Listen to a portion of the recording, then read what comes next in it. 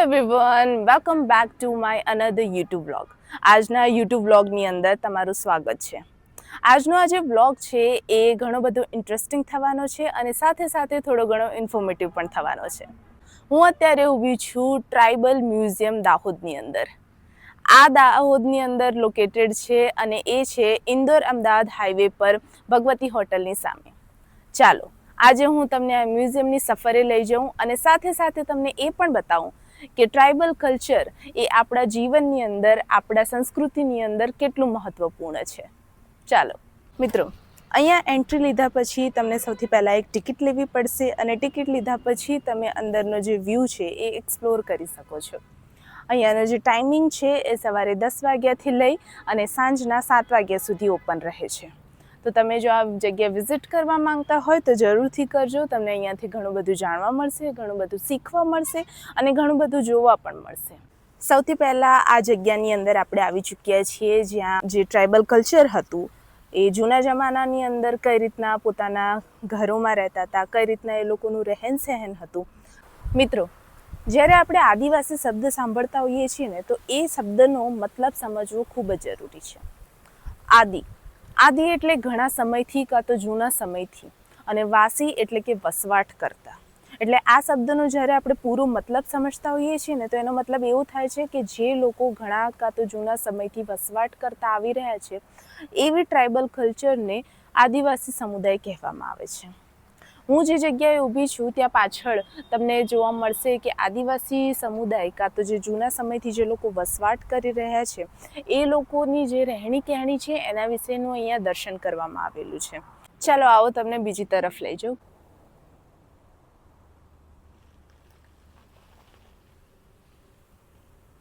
હવે આગળ આપણે બીજે મ્યુઝિયમ તરફ જઈ રહ્યા છીએ. ત્યાં જોઈએ ત્યાં આપણને શું જોવા મળે છે અને શું જાણવા મળે છે. મિત્રો, તો આપણે બીજા મ્યુઝિયમની અંદર આવી પહોંચ્યા છીએ અને એન્ટર થતાની સાથે આપણને આવી રીતના સ્ટેચ્યુ જોવા મળી જશે જેની અંદર એ લોકોના પહેરવેશ જે છે સ્ત્રી અને પુરુષ બંનેના એ આપણને જોવા મળી જશે.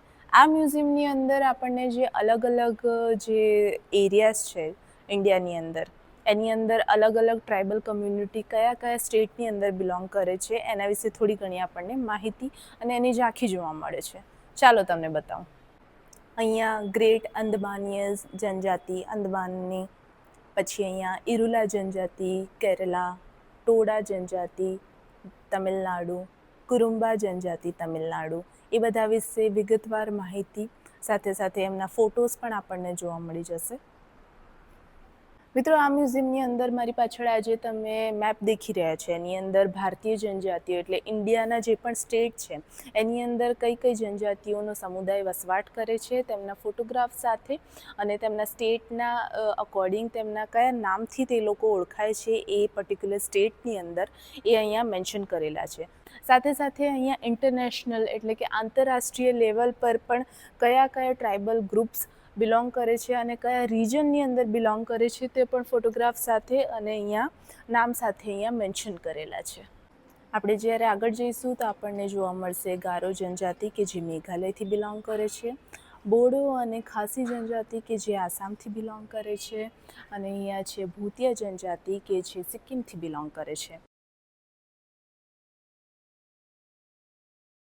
મિત્રો, આ જે મ્યુઝિયમ હતું એની અંદર આપણને ઇન્ડિયાના જે પણ સ્ટેટ છે એની અંદર કઈ અલગ અલગ પ્રકારની જાતિઓ વસવાટ કરે છે તેમની રહેણી કહેણી કઈ રીતના અલગ પડે છે, તેમનું ખાનપાન કઈ રીતના અલગ પડે છે, તેમનો વસવાટ કરવાનો કે જીવન નિર્વાહ કરવાનો જે તરીકો છે એ કઈ રીતના અલગ પડે છે એના વિશે આપણને ખાસી બધી માહિતી મળી ચૂકી છે. હવે આપણે બીજા મ્યુઝિયમની તરફ જઈએ ત્યાં આપણે જોઈએ અને જાણીએ કે ત્યાં આપણને શું જોવા મળે છે, શું જાણવા અને શીખવા મળે છે. ચાલો. આવી રીતના અલગ અલગ ડોમ બનાવેલા છે અને એ દરેક ડોમની અંદર સ્ટેચ્યુઝ છે એ મૂકી અને બતાવવામાં આવેલું છે.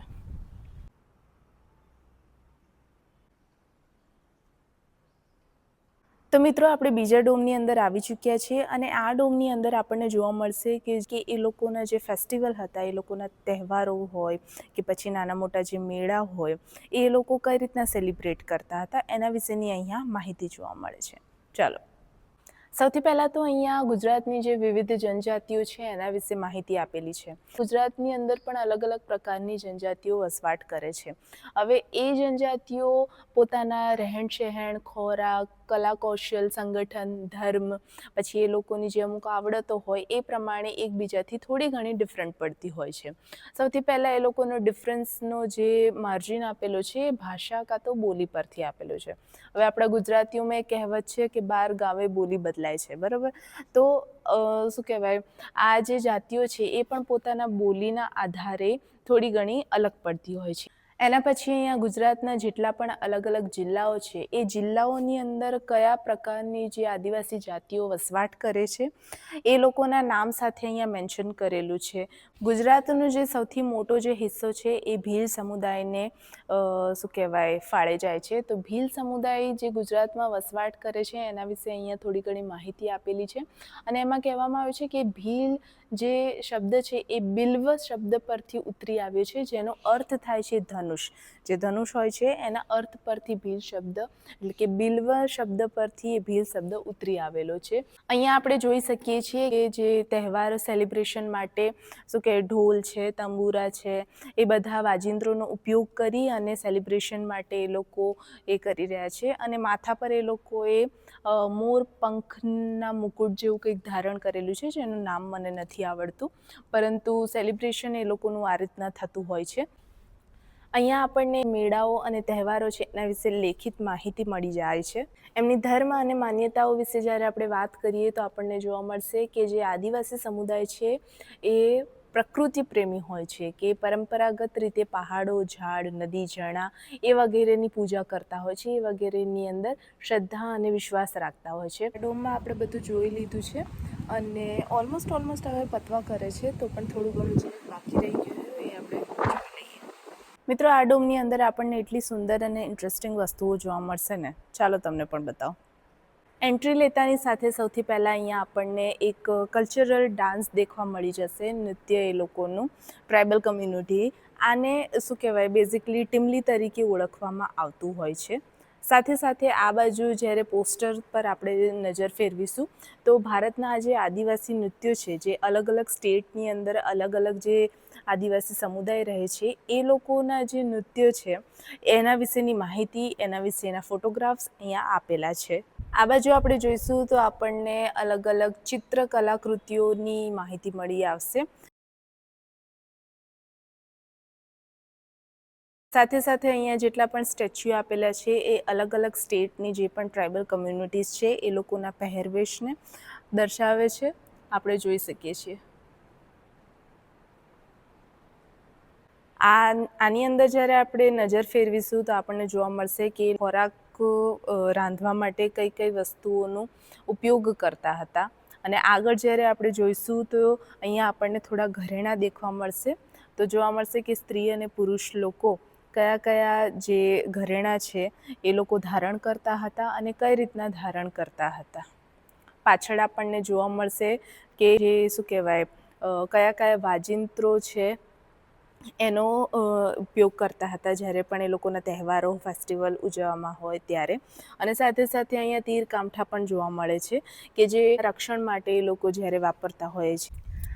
તો મિત્રો, આપણે ઓલમોસ્ટ દરેક ડોમમાં ફરી ચૂક્યા છીએ અને દરેક ડોમની અંદર જે માહિતી આપણને પ્રોવાઈડ કરવામાં આવેલી હતી એના વિશે આપણે જાણકારી લીધી, એના વિશે આપણે દેખ્યું, જાણ્યું અને સમજ્યું પણ ખરું. આ સાથે જ આજનો આ જે વ્લોગ છે એ અહીંયા જ ખતમ થાય છે. જો તમે પણ આ જગ્યાને વિઝિટ કરવા માંગો છો તો આ જગ્યા લોકેટેડ છે અમદાવાદ ઇન્દોર હાઈવે, ભગવતી હોટલની સામે, દાહોદ ખાતે. તો આ જગ્યાને અચૂકથી વિઝિટ કરવાનું ના ભૂલતા. તો આજના વ્લોગની આજે અહીંયા જ સમાપ્તિ કરીએ છીએ. Thank you so much for watching this video. અને જો આ વિડીયો તમને પસંદ આવ્યો હોય તો તમે આ વિડીયોને લાઈક કરો, તમારા ફેમિલી અને ફ્રેન્ડ્સ સાથે આ વિડીયોને શેર કરો અને આ જગ્યાને આજે જ વિઝિટ કરો. નમસ્કાર.